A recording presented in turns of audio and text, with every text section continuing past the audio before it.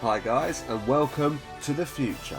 Basically what I mean by that is that this is filmed after Series 1, so if you're watching the tutorials and you don't want any spoilers for Series 1, skip this, because I don't want to give everything away. But if that isn't the case, and you're watching this after Series 1, and we're about to find out how trades actually work, then stick around, and welcome to Series 2 of Smash Com Tourney of Tourneys.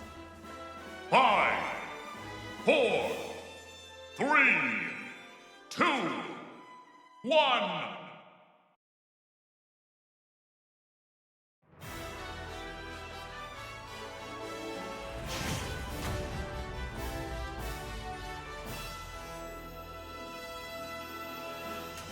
What did you think, guys? New intro, new logo, everything's new. New colour scheme, new camera angle.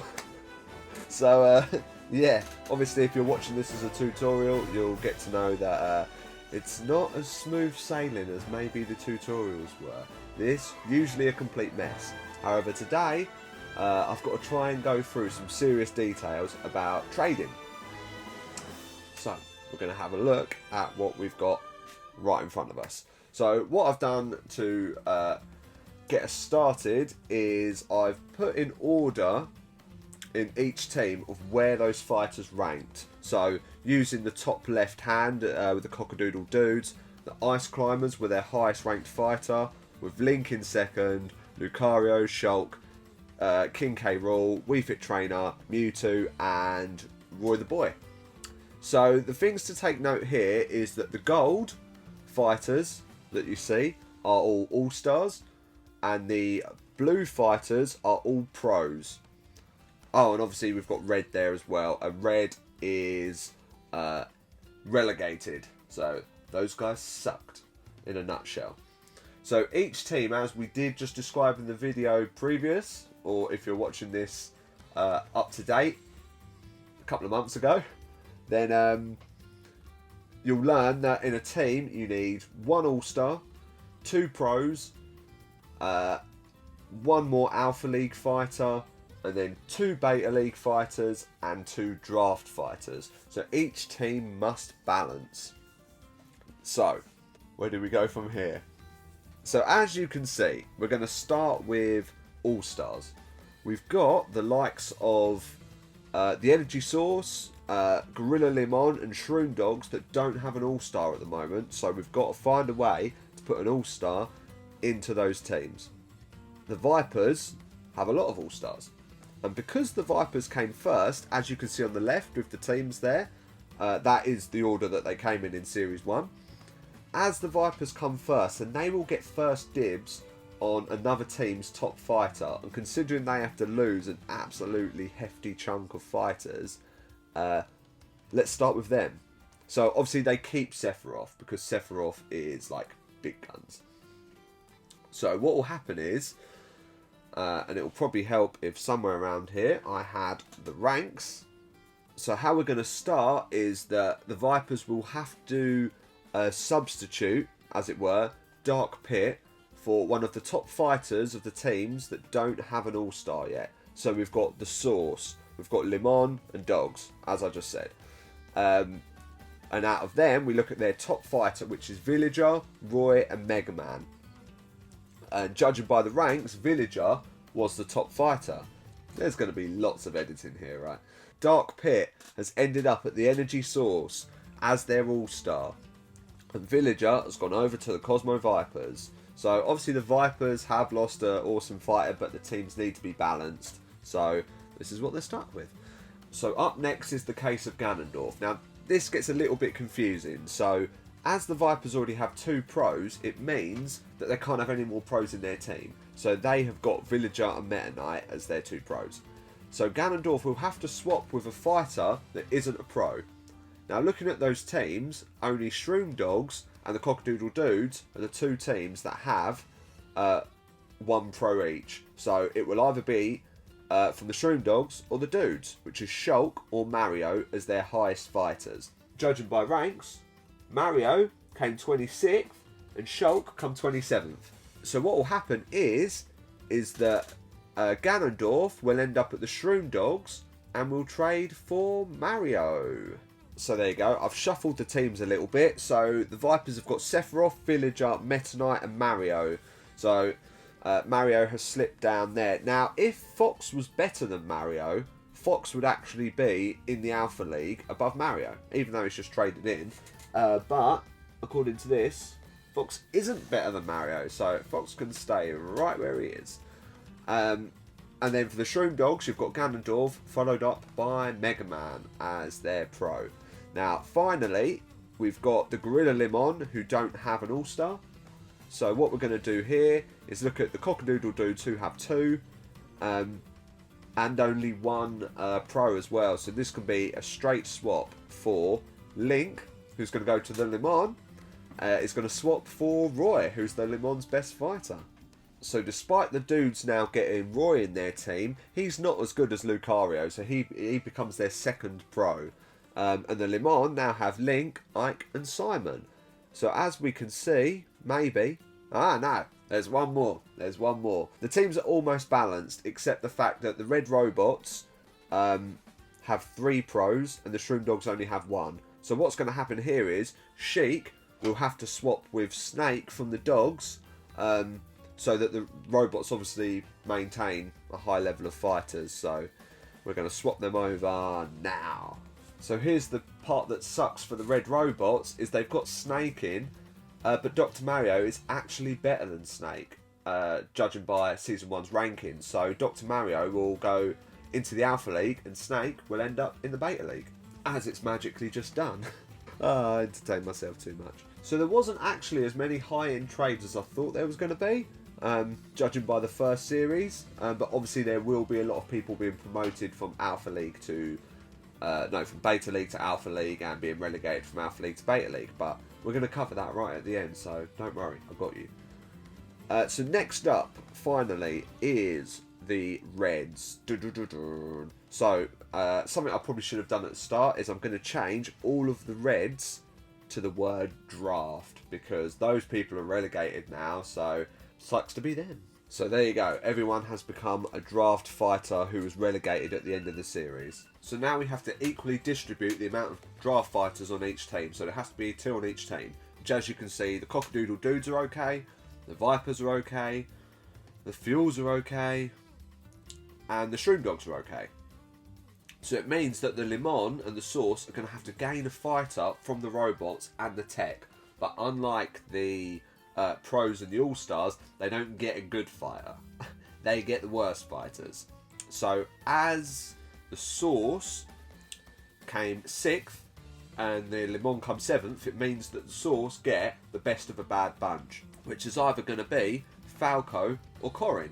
Which, looking at the ranks, Corrin is actually an E tier fighter, whereas Falco is an F tier fighter. So there's quite a big difference. That's actually probably quite a good fighter for the Source. But it's actually better than I thought it was going to be, because Corrin is actually better than Pac-Man. So Corrin, she goes above Pac-Man, who's now the 6th fighter, and Corrin is the 5th fighter. So win-win for the Source. Then finally, the last trade will be Falco going to the Limon for one of their empty draft fighters. And exactly like what happened before, Falco is actually a better fighter than Jigglypuff. So Falco goes into the top beta fighter for the Limon. So there you have it, guys. That is all the teams put into place and balanced lovely. Ready to get their 2 draft fighters from the Gamma and Delta Leagues. Did I get them the right way around? I did get them the right way around. So now I'm just going to do a follow-up with everyone who's gone to the Beta and Alpha Leagues and cover all those trades one more time. So, going in alphabetical order, we have that first trade that was Link, the All-Star, going to the Gorilla Limon, trading for Roy, their top fighter, who moves over to the Cockadoodle Dudes. As for promotions and relegations, Ice Climbers have moved their way up to the Alpha League, originally being a draft fighter, so that's massive for them, and Wii Fit Trainer has dropped down from the Alpha League to the Beta League.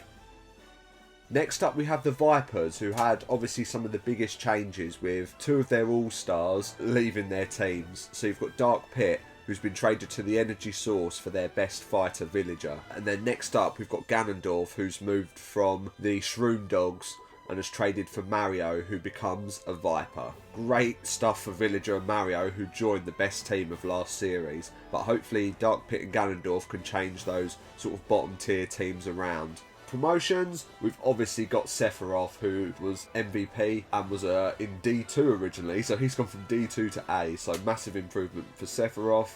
And Meta Knight as well has moved from the Beta League to the Alpha League. Moving on down, we've got ex-All-Star Fox, who had a few good fights, but overall wasn't fantastic, and Rosalina as well. Both from my original Dream Team, so that sucks. But that's everything for the Vipers. Next up, the Source. Now, I'm obviously going to try and avoid all the ones I've already mentioned, but we know we've lost Villager and gained Dark Pit as our All-Star. So I keep saying, that is extremely biased, but hey-ho. And Corrin as well has moved from the robots over to the Source so that the robots could get their draft fighter ready for next series. Ready for this series, that's what I meant. Promotions, we've got Marth has moved up to the Alpha League and Corrin has moved down to the Beta League. Not much change for the Fossil Fuels, who keep their third place team, with no dramatic changes except for the fact that Sonic has moved up to the Alpha League. Next we have the Limon, who, as we already know, have lost Roy but have gained Link, the All-Star. Also, Falco has left the tech to join the Limon, with the Limon now having the top Gamma League fighters from last season, that is Falco and Jigglypuff. And we've only got promotions for the Limon, with Ike and Simon both being promoted to the Alpha League and both becoming pros as well. Again, not much has changed for the Gumtech either. They have obviously lost Falco in exchange for a draft fighter, and then Zelda and Luigi have both been promoted to the Alpha League, whereas Lucina has dropped down to the Beta League. The Red Robots have gained Snake as they had to trade Sheik over to the Shroom Dogs. Sheik joins the Shroom Dogs to make up their third pro fighter, whereas poor old Snake, after almost looking like he was going to be in the Alpha League, has moved over to the Robots and doesn't quite reach the rank, so actually remains in the Beta League. And as we covered before, the Robots have lost Corrin to the Source. As for promotions, you'll recognise those three familiar faces of Pichu, King Dedede and Byleth. What an amazing tournament it was for the Beta League Robots, who didn't end in the Grand Championship very well, but they have all moved their way into the Alpha League, with Pichu and Byleth being very highly ranked, and King Dedede obviously becoming their All-Star. As for relegations, you've got poor old Rob there. Sorry, Rob. And finally, we've got the Shroom Dogs, who, as for trades, we know that they lost Snake but gained Sheik, so it was great for them. And speaking of Sheik, she was promoted to the Alpha League. Obviously, she was a draft fighter and become a pro, so good news for her. And also Bowser joins her as well. And then as for relegations, well, the Shroom Dogs have lost Wario and Lucas, who are both pretty rubbish fighters, just about avoided relegation. So hopefully with the Dogs gaining Sheik, they'll get something from this tournament. So that covers all the trades, promotions and relegations. And now we're going to have a look at the new team's lineup of their All-Stars and Pros. The Cockadoodle Dudes, Ice Climbers as their All-Star, ranked 7th, with Lucario and the newly appointed Roy as the two pros. Lucario ranked 17th and Roy ranked 20th. The Cosmo Vipers, Sephiroth as MVP in number 1, becomes their All-Star, with a nice little picture of Ice Climbers there, just underneath him. There is a massive mistake, very sorry. And in the pro positions, we've got the ex-Source Fighter Villager, ranked 11th, and Meta Knight, ranked 14th. The Energy Source have a brand new All-Star with Dark Pit, who ended up winning the Obsidian Crystal League tournament to boost his way up into 3rd place. Their two pros are both C-tier fighters, with Palutena in 19th and Marth in 24th. The Fossil Fuels with an absolutely stacked roster, with Olimar ranked 2 and the top Alpha League fighter of Series 1. Robin ranked 12th and Little Mac, the Grand Champion, ranked in 16th.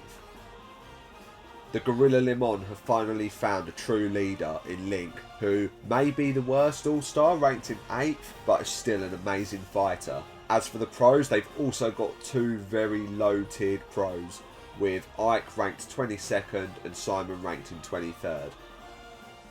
The Gum Tech have Kirby continuing his reign as All-Star. Okay, last season he was a default All-Star, but he earned his right to carry on leading that team as he's ranked 6th.